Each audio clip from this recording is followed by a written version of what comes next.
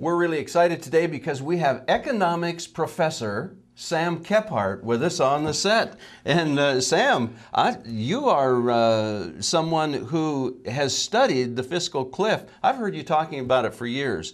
You know, you could have been an economics professor. I've heard your rant. Yeah, well, it's good stuff. Here's the deal. You know, people that are do trends analysis, which is actually what the CIA spends most of its time doing, is trend analysis, not James Bond stuff. That's a little bit of it, but the greater part of what they do is trend analysis. The fiscal cliff has been knowable and preventable for years. And predictable for years. It's not I'm some Einstein. It was knowable. But what has happened is our political system, the way both our parties, and I'm equal opportunity critic here, Republican and Democrat, you have what's called vision is a requirement of leadership. The vision is now here, but part of vision is also called depth of field. Any of you that do photography or work with video, you can have a depth of field where you're very tightly focused on this and the rest of the room is in blur, or you're focused on this and you're also focused on the context in which this event or person is happening. 3D comes to mind. Correct. And you know, you see something that's not really happening because it looks like it's coming right at you, and it's not. Well, this is the reverse of that. The reverse of that. And you can see the thing that's coming. Yes. And the sad thing is, all the king's horses and all the king's men and all these brilliant bureaucrats, certainly, or technocrats we have in Washington. We've got some politicians. Would you name one? A brilliant bureaucrat? Oh, no, they've had some. There's some sharp people there.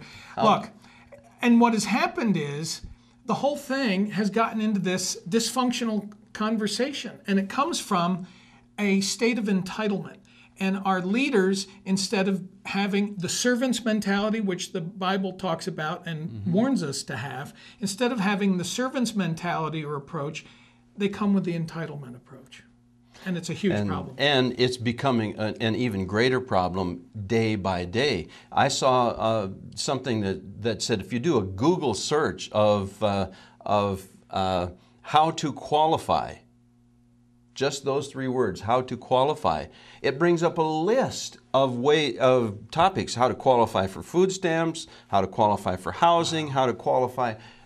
It's all there, and nearly half of America right now is qualified and accepting some kind of assistance. Well, if you really are curious and you're willing to tackle a heavy book, The Decline and Fall of the Roman Empire is quite an interesting, I call it a tome, that means just a very long book, but it really, towards the end, we are following in the footsteps of the Roman Empire, both with our social degradation, social mores and values, taking on foreign wars that we can't afford, debasing the currency, having the populace distracted. In those days, it was with the Circus Maximus and what was going on in the stadium, so to speak. Nowadays, it's with television and all the craziness going on there in the games. People aren't focused on what's going on. You don't have to read the book. All you have to do is open your eyes and look at what's going on around you. The only thing that we're lacking is the Colosseum and the Christians being eaten by the lions, which isn't maybe far away. Well, the government's about to eat some of the Christians. Look at the battles they're getting into with the Catholic Church and some others. It's coming, and I suspect the government's going to start going after the church's money, because that's a big pool of untaxed resources right now. Yes, and any business. You know, there's a list of them. Hobby Lobby is one. They say, no, we won't violate our conscience. And the government is saying, well, do what you will, but it's going to cost you $1.5 million a day to resist us. So what's happened to the Constitution? Well, I think if you listen to Nancy Pelosi, Harry Reid, and Barack Obama, that's not relevant these days. Well, a lot of phonies. By the way, you know, Dianne Feinstein has this big gun bill up. Do you know she packs a gun? Does she? Yes, because she was threatened about 20 years ago by a terrorist group, and they shot out her window. She packs a gun. And here's this woman who packs a gun and has a concealed weapons permit telling other people you're not going to have that. Ladies and gentlemen, as you're listening to this conversation today, you might be just asking yourself, wait a minute, aren't people like Dianne Feinstein the kind of people who shouldn't have guns? Stay tuned. We'll be back with more with our friend Sam Kephart.